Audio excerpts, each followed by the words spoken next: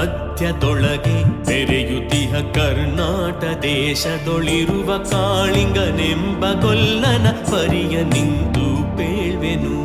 ಧರಣಿ ಮಂಡಲ ಮಧ್ಯದೊಳಗೆ ಬೆರೆಯುತಿಹ ಕರ್ನಾಟ ದೇಶದೊಳಿರುವ ಕಾಳಿಂಗನೆಂಬ ಗೊಲ್ಲನ ಪರಿಯ ನಿಂತು ಪೇಳ್ವೆನು.